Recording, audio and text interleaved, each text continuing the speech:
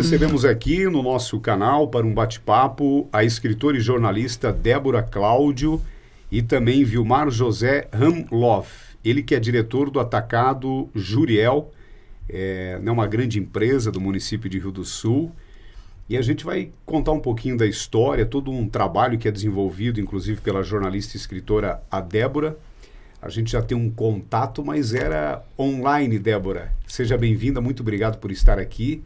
E a gente sabe que é um grande trabalho e uma grande dedicação também. Obrigada pelo convite. É uma satisfação estar aqui divulgando esse trabalho, né? E responder as perguntas aí do público. Eu só gostaria aqui até de cumprimentar também, desejar boas-vindas ao seu Vilmar, que falava que tem um conhecimento muito grande, inclusive aqui da nossa região, de Salete, Itaió, Santa Terezinha, Rio do Campo também? Também. Seja bem-vindo. Muito obrigado. Boa tarde. Motivo de gratidão e muita emoção falar do que aconteceu comigo, porque é uma história que levei anos para assimilar, que eu tinha que ser feliz com aquilo que tinha acontecido comigo. Mas eu nasci no dia 27 de agosto de 1954 e até no ano de 94 eu carregava, parecia um sentimento comigo. Eu tive que aprender a viver e que aquelas coisas teriam que ter acontecido para mim estar aqui hoje. Sim. Participando de uma emoção e de uma gratidão tão grande. Sim. Foram anos de muito trabalho. Eu nasci em 54 e naquela época, para você começar a ir na aula, você tinha que ter 7 anos completo, senão não entrava na aula, não conseguia matricular. Sim. E a minha mãe tinha nascido um irmão que era 1 ano mais novo do que eu e ele não tinha completado 7 anos. Então eu já não consegui ir na aula com 7, que ela queria botar os dois juntos e o diretor do colégio não aceitou. Era o Colégio Estadual Dr. Federico Rolla, em Atalanta. Então, quando eu entrei na aula, eu já tinha 8 anos. Só que meu pai tinha falecido e a minha mãe ficou 7 anos viúva e casou com meu padrasto, que também tinha 10 filhos. E nós fomos morar no interior, que nós já morávamos na cidade, naquela época era Serra do Pitoco. Hoje chama de Atalanta. Sim. E nós fomos morar num lugar que chamava de Atola.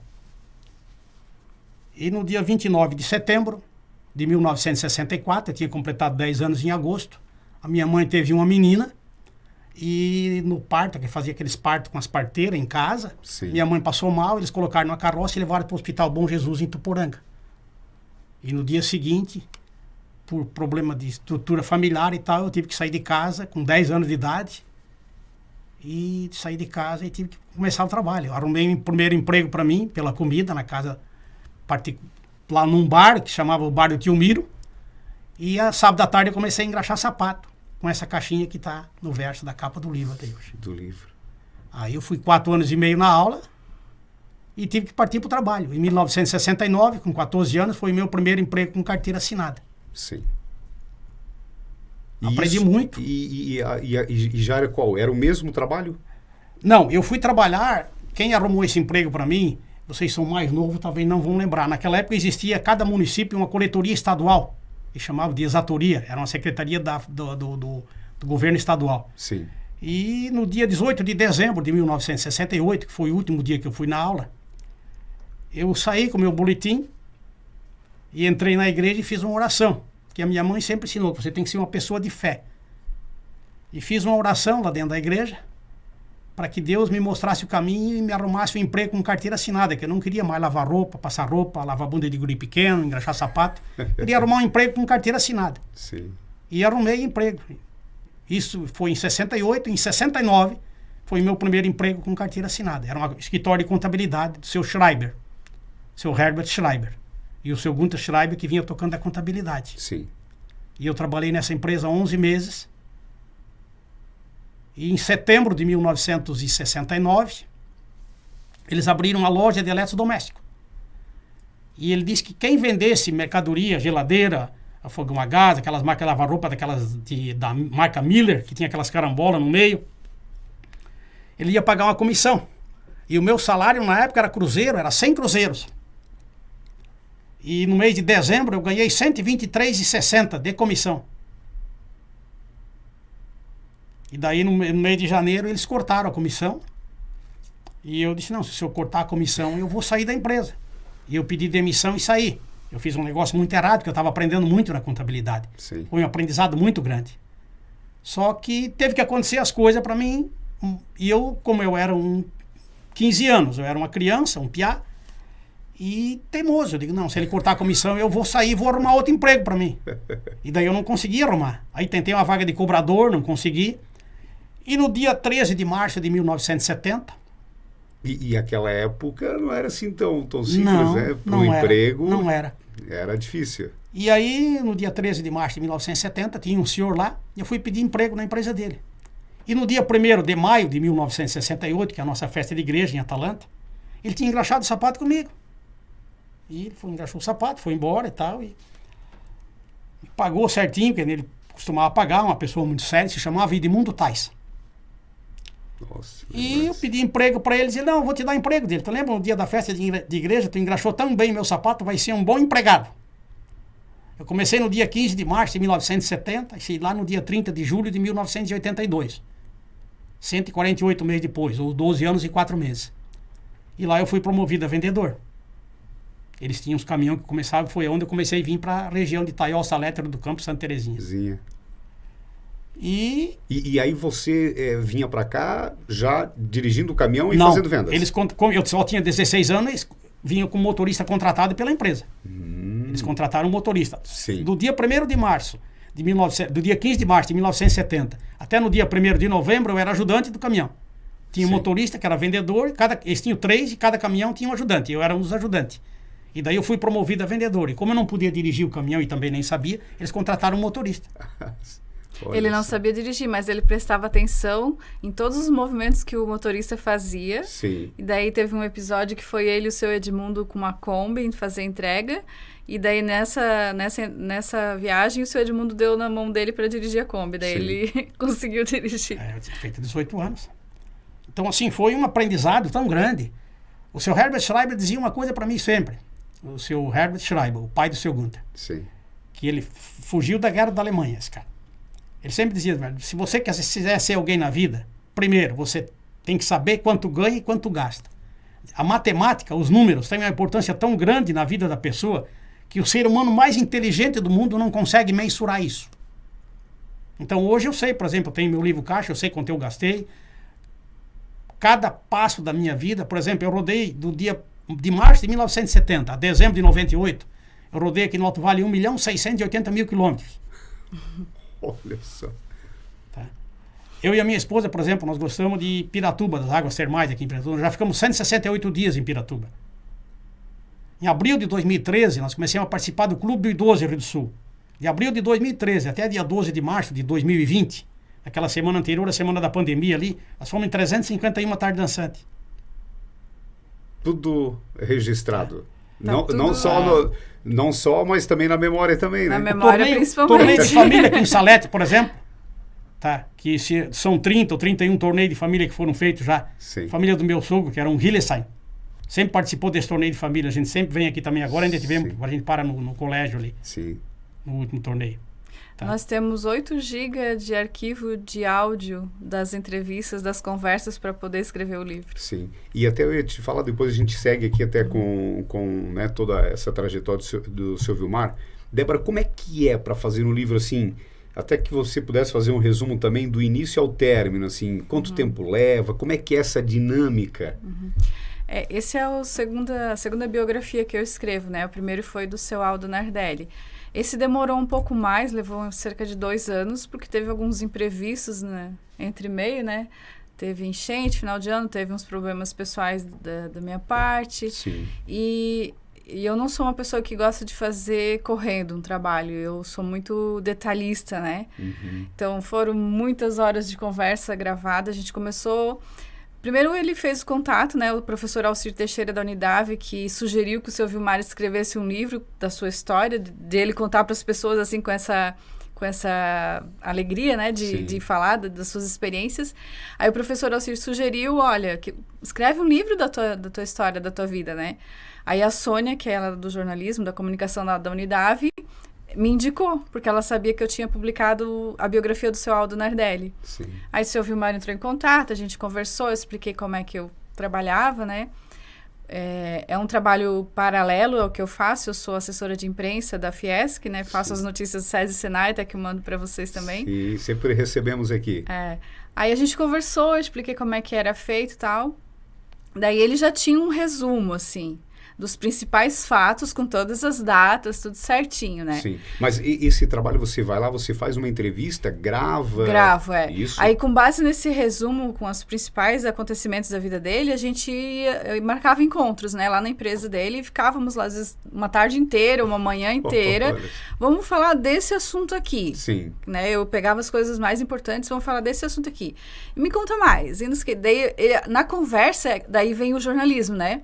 Aí tu vai puxando os detalhes, né? Me fala mais sobre isso aqui e tal. Quando vê que tem algo, assim, que tu vê que tem muita emoção ali, daí puxa também. Sim. E fica tudo gravado, tudo em áudio. Porque é tudo muito diferente de um podcast como esse e um livro, né? Porque você faz toda essa entrevista no áudio, depois mas tem que escrever tudo. Porque aí muda bastante também, né?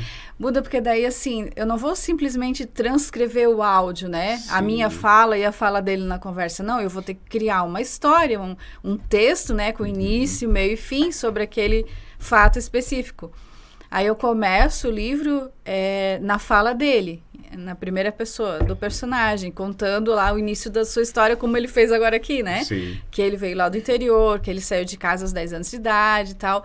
Aí, até um certo ponto ele vai contando. Até o momento que ele sai de casa e vai lá para a cidade e vai parar lá na casa onde a mãe dele morava, né?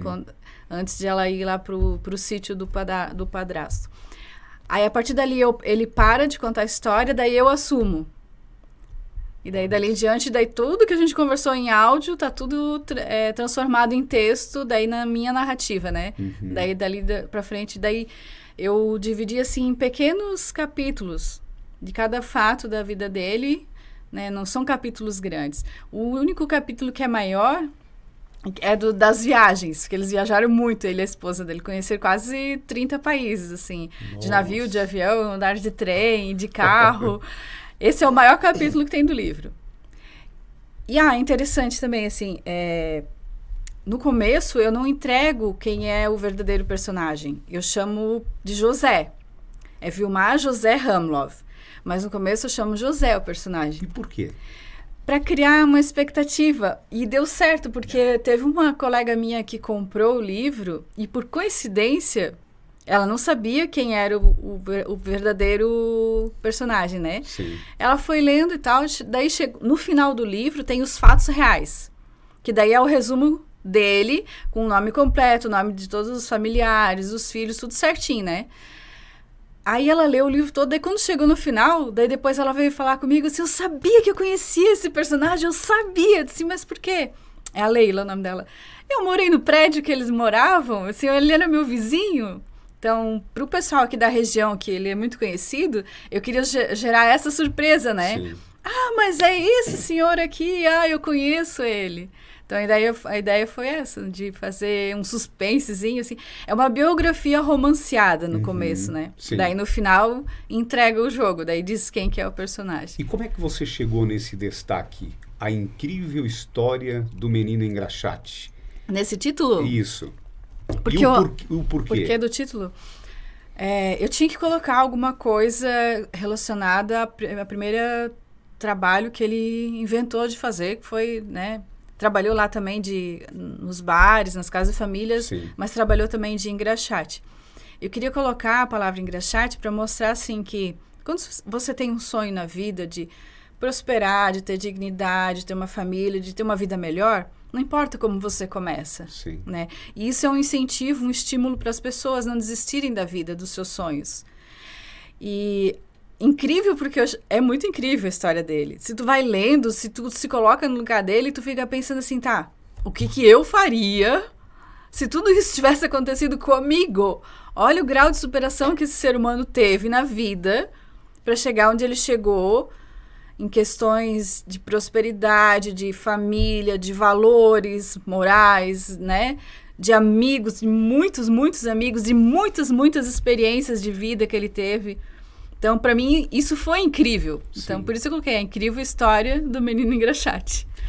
E como é que foi? Aí você faz todo esse trabalho antes da finalização, tem a apresentação, o seu Vilmar sim. faz. Como é que até para a gente entender também? Eu fiz primeiro um rascunho, né? Uma escrita, assim, com base nas nossas entrevistas, nas nossas conversas. Daí eu escrevi o primeiro esboço. Aí eu dei para eles lerem. Ele e a família leram, né? Aí, que não tá certo, que tem que mudar aqui, não sei o quê, nananana. A gente foi fazendo os ajustes. Tem uma revisão. Tem que ter, né? A história dele, né? Aí fizemos os ajustes e tal, faltava alguma coisa, faltou o nome de alguém aqui, né? Aí selecionamos as fotos, alguns documentos, que daí essa parte toda de fotos e documentos foi lá pro final. Lá onde é o resumo que ele me entregou, eu só revisei e encaixei as fotos, os documentos conforme ele fez tão certinho, dia tal, do mês tal, do ano tal, aconteceu isso. Sabe? Bem organizadinho, assim. Daí colocamos as fotos. Aí eu deixei um tempo. Quem trabalha com texto, com jornalismo, com comunicação, sabe que o texto é muito bom, se você tiver esse tempo, de deixar ele de molho. Deixar ele descansando, esquecer. Aí ficou assim mais ou menos um mês. Depois disso, eu fui fazer a revisão textual. Eu mesma fiz a revisão também, né? Não é o certo é dar para outra pessoa. Mas daí, como a gente já estava bem atrasado no projeto todo, assim, meu Deus, ainda ia atrás de alguém para revisar, e nananana. Aí deixa que eu reviso mesmo. Daí, como já tinha ficado o texto descansando um tempão, eu mesma revisei, eu mesma diagramei também.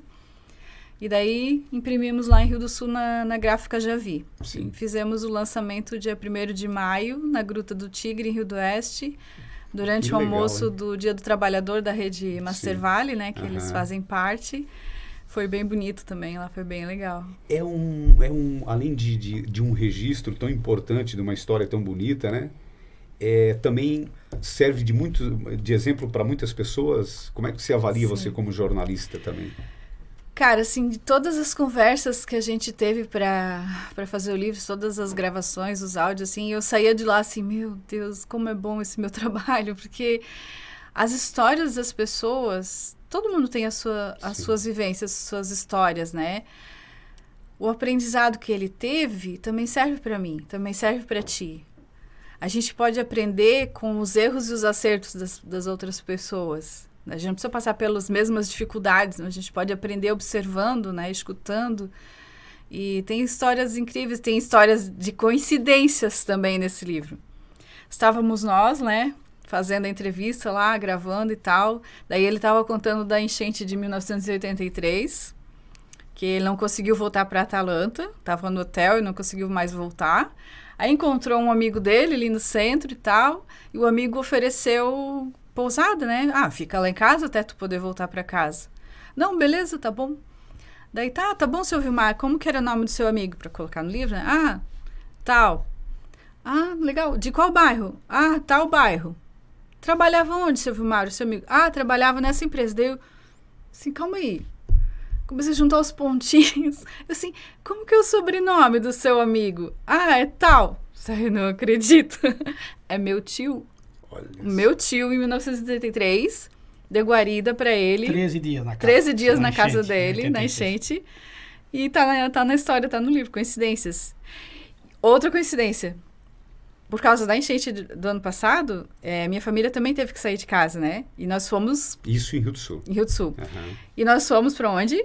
Para casa do meu tio, desse mesmo tio. Aí, nós na casa dele... Mas a casa onde o seu Vilmar ficou era ao lado. Era uma casinha de madeira ao lado que meu tio tinha construído primeiramente, né? Depois ele fez outra no terreno ao lado. Que é a mesma casinha onde o seu Vilmar ficou alojado em 83. Aí esses dias ele foi lá, nós chamamos o tio, tomamos um café todo mundo junto, sabe? Relembrando as coisas. Então, essas histórias, essas coisas gostosas da vida, assim, que... Bem no fim, o que importa na vida é isso, né? Sim. Assim, é bom... Ele coloca muito assim, dinheiro não traz felicidade, mas a falta de dinheiro também não, muito menos, né? Mas, assim, o que mais tem importância mesmo são essas vivências, assim, o tanto de amizades que ele fez, o tanto de experiências que eles tiveram, os lugares que eles conheceram. E isso tudo traz, assim, uma alegria para quem lê também, né? Porque é gostoso de ver, assim, um menino lá de 10 anos que trabalhava por comida e moradia. Não tinha salário. Trabalhava limpando casa, fazendo para ter o que comer e ter onde morar. E para poder ir para a escola, engraxava sapato sábado e domingo ainda. Para ter o material escolar, o uniforme, né? Sim. Aí tu vê esse menino, daí ele ganha uma oportunidade depois de uma oração feita lá na igreja de trabalhar com carteira assinada. Aí ali ele ganha uma outra oportunidade de desenvolver um dom que ele já era latente nele, que é o vendedor que existia dentro dele, né? Sim. E aí ele vê que ele tem esse talento. E ali ele tem uma oportunidade, daí ele vai fazendo as escolhas, né? Decidiu sair do emprego ali porque não concordou com a injustiça né, que estava fazendo com ele. Aí foi. Aí ganhou outra oportunidade lá no outro senhor. E daí vai. Daí chega um momento, a gente não vai contar o livro todo, né? Sim. Mas tem muita história de superação. Olha só. E de um senso de responsabilidade com o trabalho, primeiro, né? Com a ética no trabalho do vendedor e a responsabilidade com as suas finanças também. Teve um momento que ele ganhou muito dinheiro, assim, como vendedor. E em nenhum momento ele foi irresponsável, sabe, de esbanjar, de gastar. Ele sempre tinha os projetos dele, fazia as coisas sempre dentro, Sim. né, isso é uma lição, é um aprendizado, eu penso assim, né? Era a matemática. Era a matemática que ele fala. Seu Vilmar, e aí você lá, nessa empresa, né, como você falou, de ajudante, depois como é que foi? Ô Marcos, eu conversei com o Muriel no início antes da gente começar a entrevista ali, ele tem 13 anos. Sim. Eu comecei lá como ajudante e fui promovido a vendedor. No dia 29 de agosto de 1975, eu estava aqui em Salete. Dormi no José Rigueira, um hotel que tinha aqui em Salete, que ele tinha comprado um tal de Gil Agostini. Olha só. E no dia 28 de agosto, perdão. No dia 29 eu fui a Santa Terezinha e dormi no Hotel Rio Campense, em Rio do Campo. E no dia 30 de agosto, eu atendi no Passo Gramado, seu José Moraes Filho, no Passo Manso, a dona Ida Linketer, seu Alice Nardelli Vale, seu Bonifácio Carara, e ainda vim atender aqui, aí um dia para o Mirim Doce, um comércio que tinha ali, o seu Ingo Neumann. Isso foi no dia 30 de agosto. E eu cheguei em casa por volta das 13 horas. E às 17 horas era dia do meu casamento. Olha só. E eu trabalhei nessa empresa 148 meses, 12 anos e 4 meses. E saí e fui trabalhar numa empresa como representante comercial que se chamava Importadora São Marcos. Não que eu tivesse uma situação, eu até tinha medo de sair da empresa. Saí por incentivo da minha esposa e porque as coisas deveriam ter acontecido. Porque em 1980, por exemplo, eu comprei um Opala com 11.240 quilômetros, que era do dono da empresa que eu trabalhava, com menos de um ano de uso. Eu tinha feito uma casa, tinha feito banheiro, tinha construído garagem e tinha comprado um Fusca e acabei trocando aquele Fusca no Opala e tal, e comprei o Opala que era do dono da empresa. Então eu tinha medo de sair dessa empresa. Mas começou a dar uns problemas financeiros na empresa e tal, e a minha esposa começou a dizer, por que você não sai? E essa empresa era de Rio do Sul? É Atalanta. Ah, em Atalanta. A empresa era em Atalanta mesmo. A empresa era de Atalanta. Mais tarde, em 72, eu comecei em Atalanta em 1970, eles abriram o supermercado Tais Rio do Sul. Depois abriram mais tarde um aqui em Taió também. Sim, sim. Tá? Compraram, tinha 4 em Rio do Sul, um em Tuporanga, um em Taió e Atalanta, onde começou. Só que a Atalanta era outra razão social, era comercial F. Zimmermann, o proprietário era o seu Edmundo Tais. Sim. E eu saí e fui trabalhar na Importadora São Marcos. Saí no dia 30 de julho de 1982 e no dia 9 de agosto eu comecei a trabalhar na Importadora São Marcos. Eu comprei para botar o Opala, que naquela época era muito estrada de chão, eu comprei um Fusca. Coincidentemente aqui no Taiózinho, município de Rio do Campo, um tal de José Lopes. Comprei um Fusca por 300... na memória, né? Ele lembra o nome de todo mundo. Por 363 mil cruzeiros, eu comprei esse Fusca e paguei à vista para ele. Para mim não botar o Opala na estrada de chão, que não era um cara que não era para viajar. Sim. Não era um cara para trabalhar. Eu comprei esse Fusca dele por 363 mil cruzeiros. E quando eu acertei a minha conta, que eu recebi o FGTS, que eu era um empregado comissionado nessa empresa. eu ainda tinha um pouco mais de 1 milhão de cruzeiro na poupança. Então daria para mim comprar 2 Fusca, mais 2 Fusca, ainda sobraria dinheiro. Mas a vantagem que eu tive na importadora São Marcos, é que a importadora São Marcos era uma empresa de São Paulo, aqui era atendida pela filial de Curitiba, essa região aqui. Sim. E eles tinham 219 vendedores no Brasil. E eu passei a ganhar 38, 40, 42 salários por mês. E isso mesmo hoje seria bastante dinheiro. Pois é. Até no mês de agosto de 1984, o José Pereira, que era gerente da filial de Curitiba, ele disse assim, Vilmar, aquela época a restituição do imposto de renda, ela voltava, hoje eles fazem uma transferência, um depósito, qualquer coisa. Sim. Naquela época voltava um cheque nominal de origem para a empresa de origem. E a empresa entregava o cheque para a gente. E coincidentemente, naquele mês, estava a restituição de imposto de renda sendo devolvida para mim. Então ele disse para mim, Osmar, eu estou te entregando aqui o cheque da restituição de imposto de renda e mais a tua comissão. Disse ele, eu fui gerente de vendas em Portugal, que a importadora São Marcos tinha 9 filiais no Brasil. Os donos eram portugueses e todos os gerentes de cada filial vieram de Portugal. O senhor José Pereira disse, olha, eu fui gerente em Portugal, estou com 58 anos de idade, ele disse, e sou gerente de vendas aqui no Brasil há 16 anos. Ele disse, mas nunca eu entreguei um cheque de comissão e um cheque de restituição de imposto de renda com valor tão alto para uma pessoa só. Por isso que eu digo, o dom vem com a gente, né? Sim. Mas a gente tem que trabalhar essas habilidades que a gente recebe. E ele conseguiu desenvolver. Aqui em Salete eu tinha uns clientes que eram clientes assim, eu diria, quando eu comecei a viajar, até falei para a Débora quando a gente estava vindo para cá, eu conheci um senhor que era supervisor da Souza Cruz, chamava Aquilino Círico. O filho dele se chamava Valdir Círico, que tinha um comércio aqui, que era casado com a dona Terezinha. O seu Antônio Lembeck. Sim. Seu Martim Locke. O Gil Agostini, que depois vendeu o hotel para o José Regueira. Seu Darcy Heinzen. Subindo aqui pela Serra do Mirador, tinha o seu Felício Kaleski, que eu atendia ele muito. Sim. Seu Felício Mazini, perdão. Felício Kaleski já era lá em Santa Terezinha. Sim. As famílias tradicionais do município.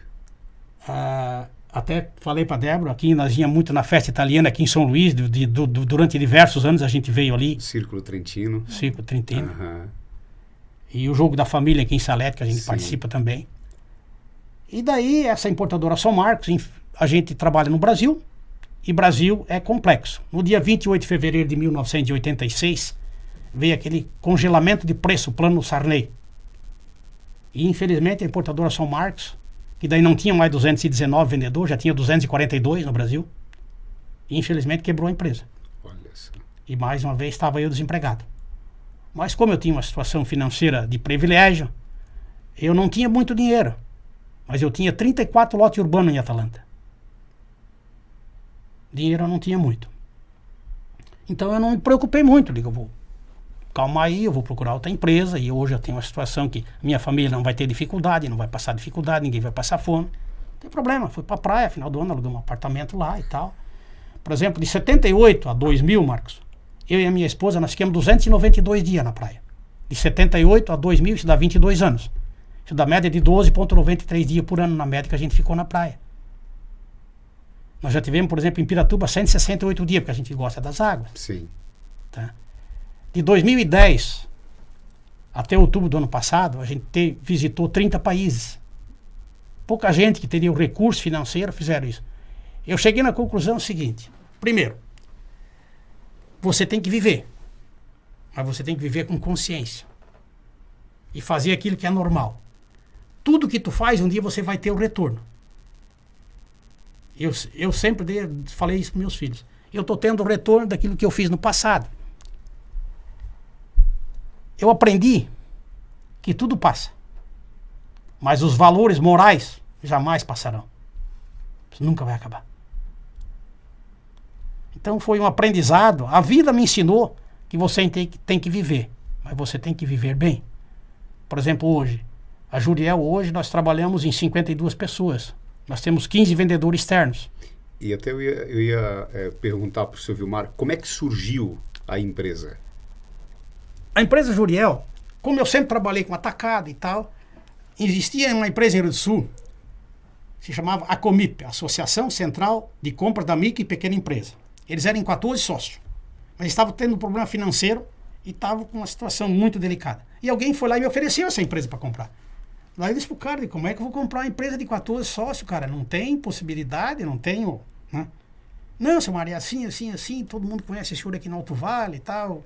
Se o senhor comprar essa empresa, o senhor vai ganhar dinheiro, o senhor vai conseguir tocar a empresa e tal. E eu comecei a analisar a situação financeira minha e tal, para comprar essa empresa e coisa. E fiz diversos, e acabei comprando essa empresa. Nós tiramos 14 sócios fora lá e botamos Juriel.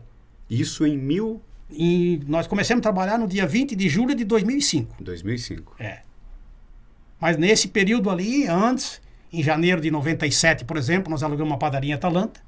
Aí em 98, eu parei de trabalhar como vendedor e nós transformamos isso no mercado em 99. Em 2001, a gente comprou um mercado em Trombudo Central que nós tocamos 95 meses. Tá? E daí, quando a gente começou com a empresa em Rio do Sul, a gente tinha o mercado de Atalanta e o mercado em Trombudo Central. Eu trabalhava até meio-dia em Atalanta, à tarde eu vinha para Trombudo Central. E um dia por semana eu ia a Curitiba buscar as mercadorias com a caminhonete e uma D20 que a gente tinha comprado. Aí compramos essa empresa em Rio do Sul. E botamos Juriel em função dos 3 filhos que a gente tem, que é o Júnior, o Ricério e Eliezer. Por isso é que saiu Juriel. E daí eu fui visitar esses clientes tudo, né? Que eu conhecia desde 1978. E até o pessoal riu muito agora, eu até contei isso no dia primeiro lá. Nós estávamos numa reunião em Laurentino, da central de compra lá, que é a Master Valley. E o rapaz aqui do Rio do Campo, que assumiu a presidência agora, o Wesley Baldo. Sim, Wesley. Ele disse assim, senhor Marcos, o senhor deve ter uns 80 anos, né? Ele disse assim, eu digo, mas daí até a gente ter, o pessoal riu na reunião, né? Eu digo, pô, mas eu tô com uma cara tão feia assim, que tô parecido com 80 anos. Ele disse, não, senhor Marcos, é que nós estávamos numa reunião da nossa família lá, e disse, a minha avó falou que o senhor atendia o meu bisavô, que o senhor atendia a minha avó, o senhor atendia o meu pai, agora nós temos uma reunião aqui, o senhor tem que ter uns 80 anos, né? E realmente, eu atendi o bisavô dele. Quando eu fui promovido a vendedor com 16 anos, eu comecei a atender o avô dele, que tinha um comércio no Taiozinho. Sim, e eles têm mercado em Rio do Campo, né? E eles têm mercado em Rio do Campo hoje. Wesley, né? É, eles têm mercado em Rio do Campo hoje, Sim. que faz parte da rede Master Valley, é nosso cliente também. E hoje a empresa Juriel, ela tem 19 anos? 2005? 19 anos, vai fazer dia 20 de julho. Olha só. E daí, em 2009, a gente acabou vendendo o mercado de Trombudo Central e nós abrimos uma filial em Rio do Sul, uma distribuidora de doce e chocolate, onde trabalha o nosso filho mais velho hoje, com 6 vendedores. Sim. A gente continua com essa empresa. E em janeiro de 2015, a gente comprou uma empresa em Lages, onde toca o nosso filho do meio, tá? E nós temos 5 vendedores lá. Então nós temos 6 vendedores na distribuidora de doce aqui em Rio do Sul, doce, chocolate, salgadinho e pipoca, né? Sim. E temos 6 vendedores, 5 vendedores em Lages e 4 vendedores no Atacado Juriel, quando a gente começou em 2009. Sim. O senhor Vilmar mostrou uma imagem aqui que realmente impressiona. Como é que começou? Com quantos caminhões? Porque é distribuidora, já foi desde o início isso? Desde o início. Nós começamos com 3 caminhões e 3 vendedores, no dia 20 de julho de 2005. E a gente tinha uma meta. Eu sempre botei umas metas. Só que as metas, elas foram... Eu não sei se não eram assim tão ambiciosas que nem a gente achava que ia. E a gente também não achava que conseguiria crescer tanto da forma que foi, e a gente teve que mudar a trajetória. Por exemplo, quando eu fui para Rio do Sul, eu tinha uma meta de ter 5 vendedores e 5 caminhão e não pagar aluguel. Hoje nós temos 27 veículos rodando, com os caminhões e carreta, caminhões e os veículos pequenos, né? Nós temos 27 veículos rodando, nós temos 15 vendedores trabalhando e continuo pagando aluguel. Então a gente teve que mudar um pouco Sim, sim. Porque as coisas aconteceram de uma forma e tal, e a gente viu que era mais vantagem. Por exemplo, eu podia construir o galpão, mas eu não podia comprar filial em Laje, eu nem ia ter capital de giro. Sem capital de giro você não consegue tocar a empresa. Sim. Até eu fui questionado, eu fiz em 2009 um curso que se chama Empretec. Do Sebrae. No Sebrae. E eu fui questionado lá, porque o dia de fazer a apresentação, tinha uma plaquinha para dizer o seu nome, o grau de escolaridade e por que você veio participar do curso. E o meu nome é Vilmar com W, e eu fui o último a ser chamado. E lá tinha um senhor aqui do Taió que produz telha esmaltada, eu não lembro agora como é que é o nome dele. Que tinha feito uma pós-graduação não sei aonde, tinha um tal de Márcio, que é diretor da Uniaselv, De Itaí, acho que o seu Martins, o sobrenome acho que é Martins, não é? Ele produz, eu acho que sim, ele produz Martins, três maltadas. Sim. E estava fazendo esse curso também. Então, um tal de Elber, ou Helder, que é da Espaço Fiat em Rio do Sul. O José Tomé, que era vereador, hoje é prefeito de Rio do Sul. Sim. Estava fazendo esse curso. Ailton Martins, agora eu lembrei o primeiro nome. Isso mesmo. E o único que estava lá que não tinha faculdade era eu. Porque eu fui 4 anos e meio na aula, não consegui estudar. Daí eu disse para ele, meu nome é Vilmar José Ramos. Eu fui 4 anos e meio na aula, que na época se chamava primário e ginásio, então eu fui 3 anos e meio no primário e 1 ano no ginásio. E eu vim aqui para aprender. E foi um aprendizado muito grande. O curso era um curso assim, como é que eu vou dizer? Talvez você já não teria mais interesse, mas, ou talvez até seria interessante, mas para o Muriel, se um dia alguém falar em Pretec, vai e faça. Ele leva a pessoa no limite. Capacidade empreendedora. Muito. Olha só. Só para ter uma noção, o nível do curso. Início do curso, 7h59 da manhã.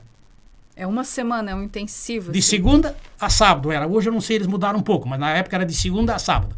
Mas o início da manhã era 7h59 do curso. E por que o senhor foi fazer o curso? Com toda a estrutura que Porque já tinha? em 2003, quando a gente começou com o grupo para formar uma central de compra, o Sebrae veio atrás para formar uma central de compra, que se formou a Master Valley, eu fui o primeiro presidente. Fui o primeiro presidente eleito da Master Valley. E o Jefferson Bueno, que era o coordenador do Sebrae em Santa Catarina na época, ele vinha para Rio do Sul e daí um dia, numa reunião, ele disse, nós tínhamos que fazer um negócio assim, eu digo, cara, dá para fazer, não tem problema. Pode ser na Atalanta? Eu digo, mas claro que pode. Pode ser onde? Eu digo, se não, pode ser lá em casa. Eu tenho um espaço, eu tinha construído uma casa que era para nós, era fora da realidade. Eu gastei 999 salários para construir aquela casa. E pode ser lá em casa. E ele foi lá em casa, e daí nós ficamos batendo papo depois da reunião. Ele saiu lá de casa 1h da manhã e mostrei algumas coisas para ele. Por exemplo, um livro caixa que eu comecei em 1969, algumas coisas assim para ele. E daí ele falou pro cara do Sebrae que estava coordenando o Empretec, dizendo, vai a Rio do Sul, convida o seu Vilmar para participar do curso. Mas eles faziam entrevista para participar do curso de 1 hora, mais ou menos.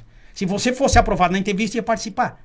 Por isso que eu achei assim, que como eles tinham conhecimento, eles me pegaram e colocaram no meio dos caras lá que entendiam da coisa. É que como eles já têm o empreendedorismo nato, né? Sim. A questão das vendas já com uma habilidade dele mesmo, o Empretec foi para lapidar isso ainda mais, né? Sim. E até daí imagina quantas trocas de ideias e tudo. Sim. Né? Para você ganhar o certificado de conclusão do curso, você tinha tanto é que eles entregavam as questões para você e um lápis e uma borracha. E já avisavam, não escreve com caneta. Se você errar a pergunta, tem que fazer de novo. Não pode ser noutra folha, tem que ser nessa aqui, tá?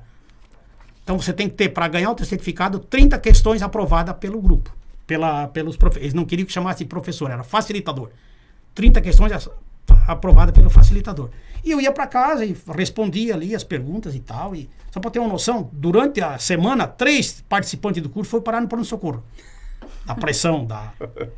E na sexta-noite, eu falei para minha esposa, era 11 horas da noite, eu digo, sabe uma coisa? Se eu não ganhar certificado de conclusão do curso, não interessa. Para mim foi um aprendizado grande. Eu aprendi bastante. Deixa para lá, nem vou fazer mais nada. E eu estava tão pregado e cansado, já exausto. A empresa aquela semana tem que esquecer. Porque era das 7h59 ao meio-dia, da 1h30 às 6h, eles davam uma tarefa para você fazer em casa que era 2, 3 horas. Então a empresa tinha que esquecer. Aí eu disse, deixa para lá. Aí quando foi 3 e pouco da manhã, eu me acordei e digo, puta, o único cara que não tem faculdade é eu. Eles vão dizer, não fez faculdade, não soube nem responder as coisas. Voltei para lá, centrei para botar no papel aquilo que eu pensava.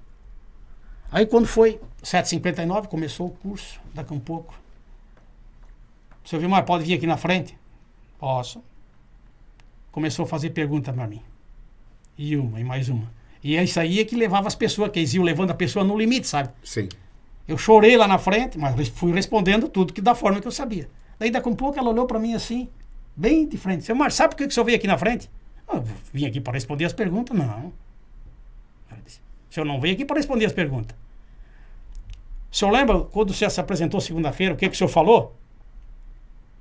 O senhor se apresentou, disse o nome do senhor e falou que o senhor foi 4 anos e meio na aula. Pois é, então por isso nós chamamos o senhor aqui na frente. O senhor foi o primeiro deles a ter o 30 livros do selo aprovado.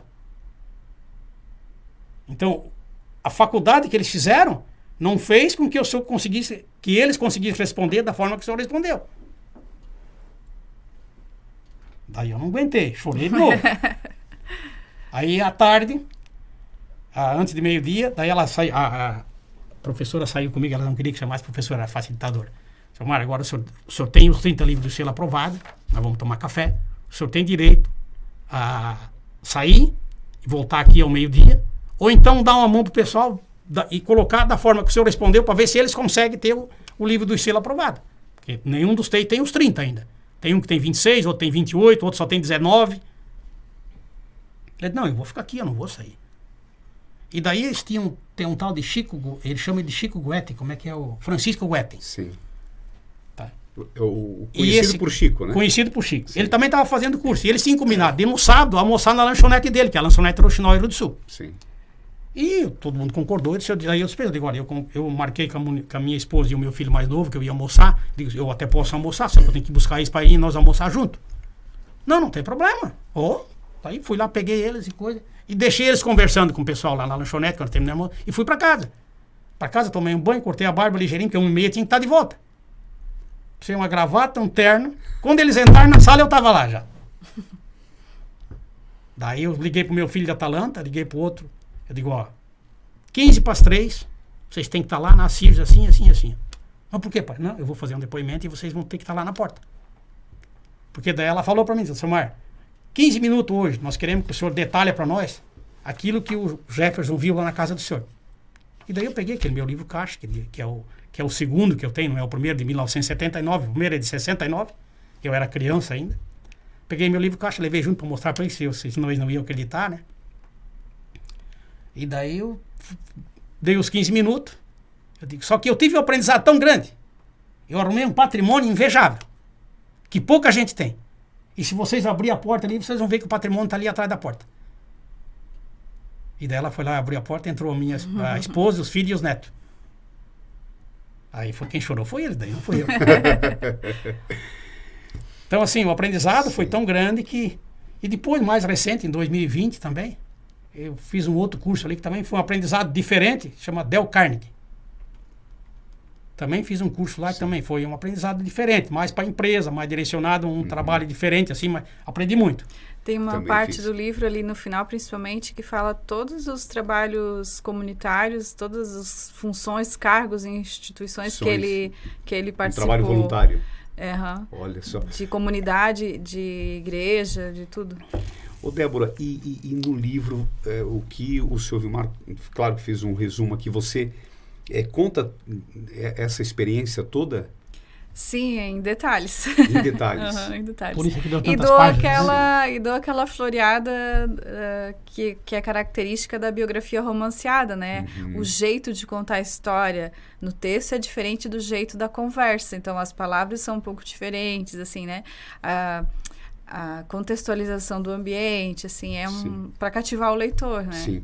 O senhor Vilmar, assim, o que o senhor destacaria para as pessoas que estão nos acompanhando, com esse destaque do livro A Incrível História do Menino Engraxate, para chegar ao sucesso que o senhor chegou e que o senhor é hoje como empresário? Primeiro, você tem que usar as coisas de forma normal. A minha mãe sempre dizia, tudo que tu não puder contar para os outros como tu fez, não faça. Então você tem que fazer aquilo, por exemplo, que eu atendi o bisavô, que eu atendi a avó, que eu atendi o filho e que hoje eu estou conversando com o neto e eu sou bem recebido onde eu voltar. E como é que o senhor analisa da época que o senhor tinha 10 anos, que saiu de casa, que o senhor conta a história, para hoje, da juventude de hoje? Primeiro, as coisas são muito mais rápidas hoje, né? Naquela época, por exemplo, quando eu fui promovido a vendedor em 1970, nem calculador existia. Quando eu parei em 98, você usava um palm top. E hoje você usa um celular. Por exemplo, em 2014, quando eu estava lá na China, eu estava com o meu notebook, que eu sempre levava o notebook junto até 2022, todas as viagens, agora eu não levo mais, não vai mais, só a única coisa que vai junto é o celular. Sim. Mas eu estava lá na China e fui obrigado a abrir o meu notebook para resolver um problema aqui na empresa. Como é que eu ia saber? E eu ia aprender que eu ia estar lá na China, que sei lá, né? De São Paulo a Dubai são 16 horas de voo, de Dubai até na China mais 8. E eu com o notebook lá e trabalhando como se eu estivesse aqui em Rio do Sul. Como tu ia imaginar que um menino com 10 anos de idade que trabalhava para ter o que comer e onde morar, que engraxava sapato para poder ir para a escola, e um dia para a China com outros empresários, numa feira, a maior feira que existe por lá, e todo esse aprendizado que ele teve, todas essas experiências que ele teve. Como tu ia imaginar, né? Olha a imensidão, a distância de fatos que aconteceram entre essa realidade aqui e essa realidade aqui. Sim. O que o Sr. Vilmar espera com esse livro? O livro, eu espero que todos que leem esse livro tenham um aprendizado tão grande pelo que eu passei e para que as pessoas que precisam passar alguma coisa tenham força e fé, que quem tem força e tem fé e faz as coisas acontecer, um dia chega lá. Quem lê esse livro vai ter um aprendizado tão grande e porque eu conto ali realmente a experiência que aconteceu comigo. Eu não estou criando uma história. Sim. Eu contei ali realmente, eu escrevi, deu um calhamaço de papel assim, né, Débora? E passei para Débora. Fora os áudios, Débora. Fora os áudios. Então, por isso que eu digo, quem lê esse livro vai ter um aprendizado tão grande para o resto da vida. Porque foi feito um trabalho, tanto é que foi feito um trabalho sem nós, particularmente. Sim. Eu fui buscar a Débora. O Sr. Vilmar diz não pensando no financeiro. Não. E sim para contribuir, ajudar pessoas. Exatamente. Contar uma história que Sim. inspire pessoas, né? Olha Porque, de tudo que ele falou agora, as palavras que me vêm à mente, disciplina, ética, determinação, fé, família. Sim. A história dele está recheada dessas palavas. Então, honestidade até nos detalhes. Sim. Se para as pessoas que estão lendo ou que vão ler o livro já vai ser um aprendizado muito grande, tu imagina para mim que escrevi, que ouvi tudo, que traduzi isso na linguagem da literatura. Até para você? Como pessoa, foi muito... não foi uma ou duas vezes que eu saí de lá emocionada, sabe? Sim. Dele contando as histórias dele. Disse, e eu só pedi assim, Deus me ajude, coloque as palavras certas na minha mente, para eu escrever, traduzir essa emoção para o texto. Era só o que eu queria. Sr. Vilmar, e toda essa experiência, você conseguiu passar até para falar, talvez de um jeito bem simples, esses ensinamentos aos seus filhos, que hoje conduzem a empresa, ou o senhor ainda participa da empresa?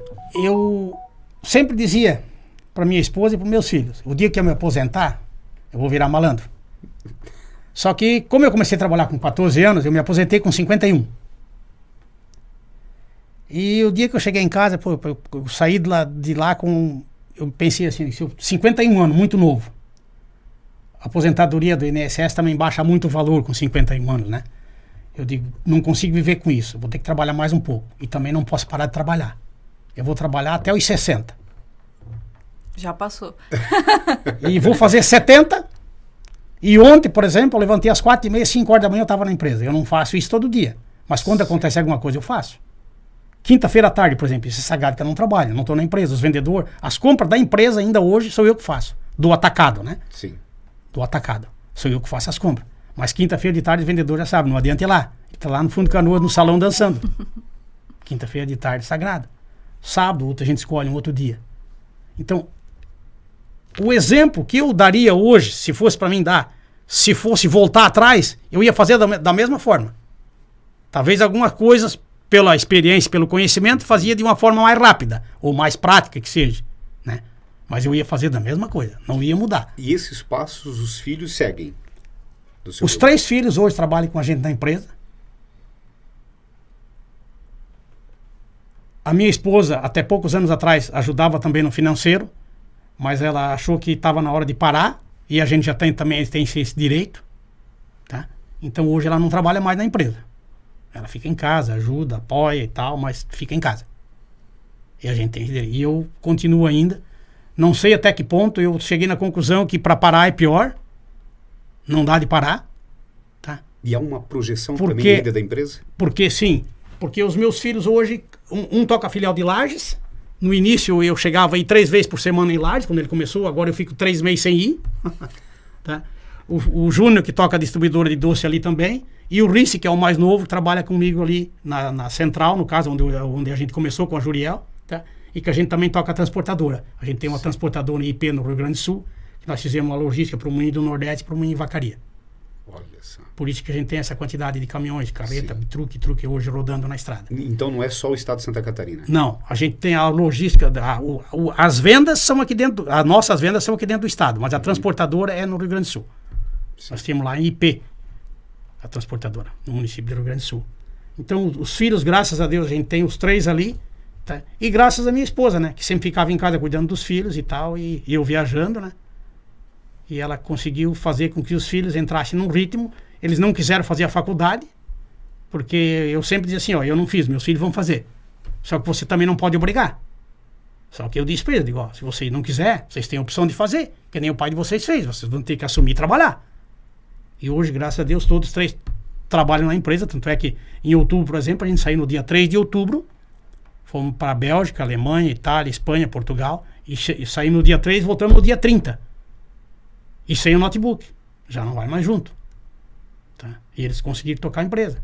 Tá? Deu o problema da enchente e tal, que foi, né? Começou dia 4, nós saímos no dia 3, dia 4 já começou a enchente, em outubro. O livro foi publicado e eles continuaram viajando. Daí tem que ter uma segunda edição com o restante das viagens. Tá.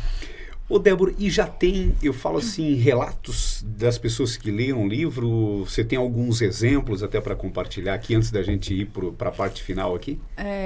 Tá bem recente o lançamento, né? Então, a gente ainda não está coletando esses retornos dos leitores. Sim. Mas, como eu falei no início, assim, uma amiga minha que já comprou, que era vizinha de apartamento do seu Vilmar, já deu esse retorno, assim. Nossa, eu sabia que eu conhecia esse personagem. Ela disse que o livro é muito bom de ler. Ela leu num dia só, ela leu o livro todo. Isso para mim é muito importante saber, né, se a escrita tá agradável, né, se tá fluente e tal, a leitura. E já foi bem positivo para mim, mas ainda, como a gente está agora começando a vender os exemplares, então ainda não estou nesse processo de coletar os retornos. Mas... E como é que é essa questão de venda? Quem tem interesse em comprar? Sim, é importante. E é somente o livro o impresso, ou você tem também online? A ideia é fazer o e-book também, mas de Sim. primeira... É e-book? E-book, então, tá. A ideia também é fazer o e-book, mas de primeiro a gente está focando mais no impresso, né? Porque nós fizemos bastante exemplares. Sim. Então, eu coloquei em algumas livrarias de Rio do Sul, por enquanto.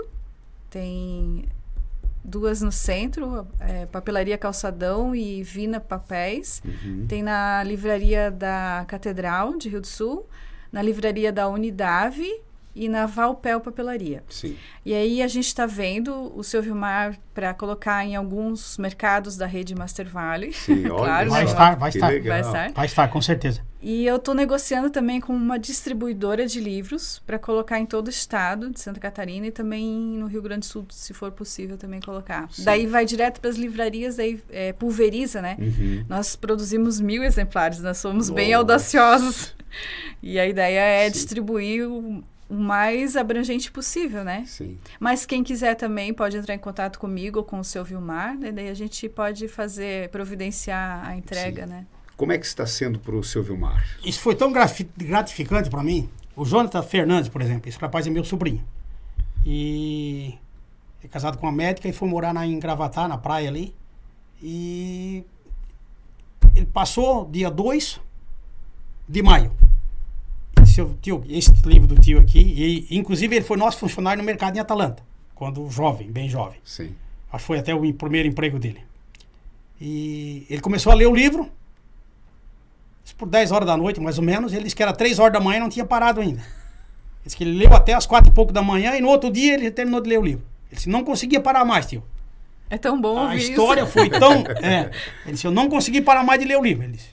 Em 2 dias eu li as 270 páginas, passei tudo. E tem algumas ainda que eu tive que voltar, ele disse, para comparar o negócio de foto e coisa ali e tudo. Sim. Então, assim, algumas pessoas, por exemplo, no Clube do Idoso lá, quando a gente fez o lançamento, e a maioria do pessoal, não vou dizer todos que participam do Clube do Idoso conhecem o Vilmar, mas a maioria deles conhece.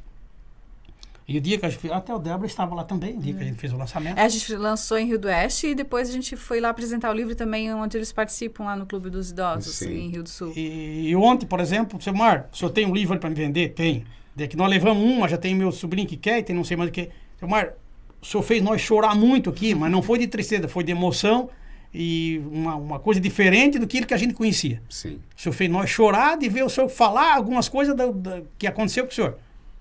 Então isso aí pra gente é gratificante, né? Sim. Por exemplo, quando a Débora falou, sair de Rio do Sul para vir a Salete, para dar uma entrevista e para dar um depoimento daquilo que aconteceu com a gente, é gratificante isso aí. Pô, eu sou o cara que era engraxado de sapato. Tô sendo convidado para dar uma entrevista, cara, pô, isso aí te leva... Né? E eu fiquei muito feliz, né? Quando eu falei com a Débora, já de imediato, né? A gente ficou muito feliz até para compartilhar. A gente sabe que essas histórias acabam contribuindo, levando para as pessoas bastante otimismo, né? Para seguir em frente, né? Não desistir. E aí eu te pergunto, Débora, antes da gente deixar o espaço para uma mensagem final, qual será o próximo trabalho seu profissional?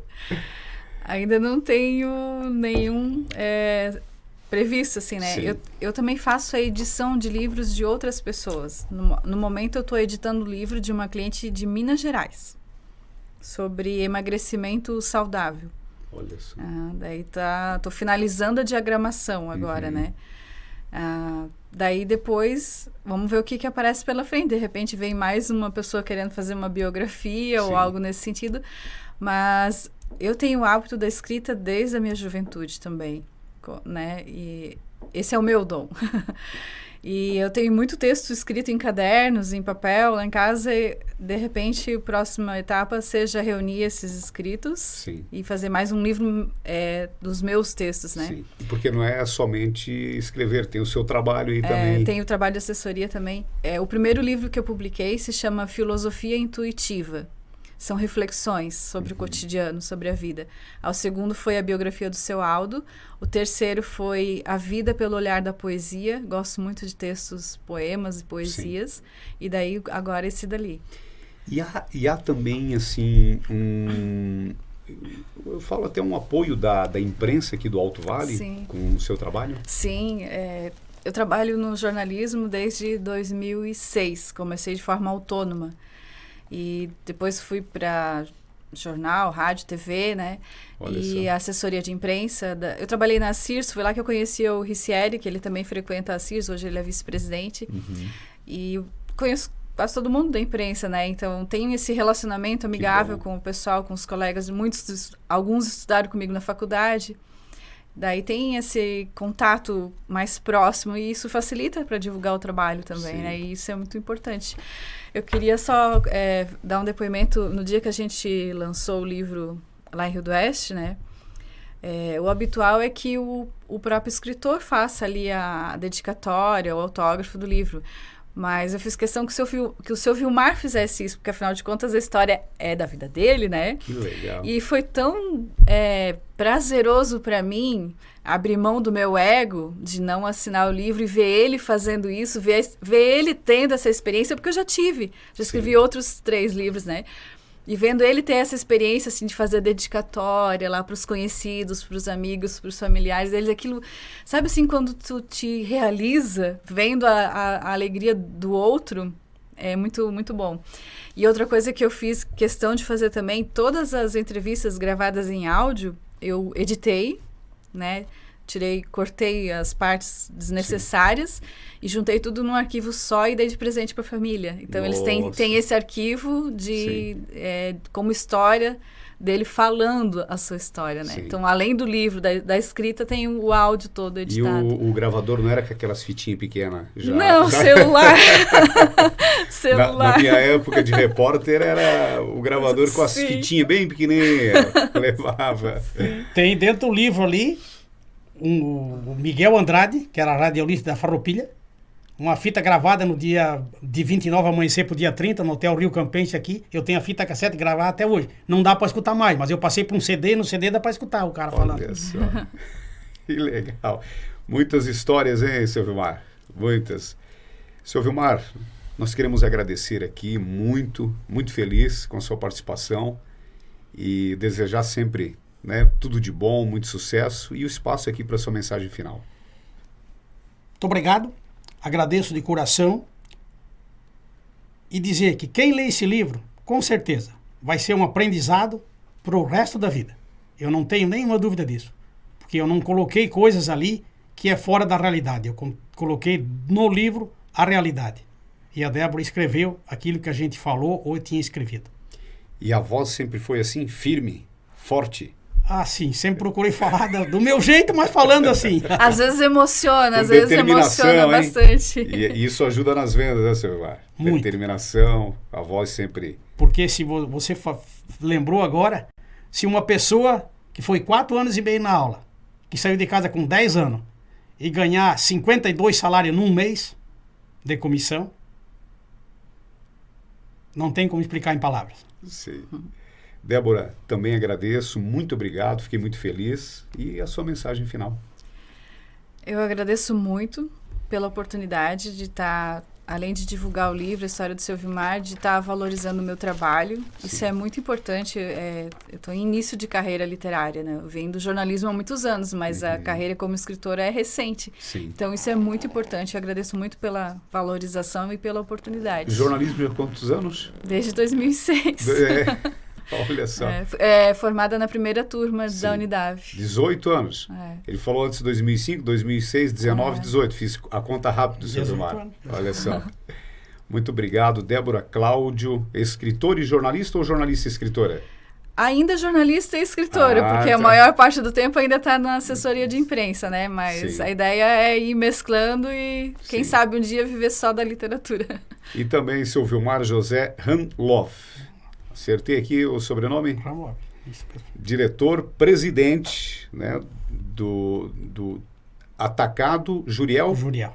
É assim mesmo. Grupo Juriel. É o grupo agora. Eu falo mais em Grupo Juriel. É Grupo Juriel. E a gente quer agradecer, né, participando com a gente aqui em mais um podcast, A Incrível História do Menino Engraxate.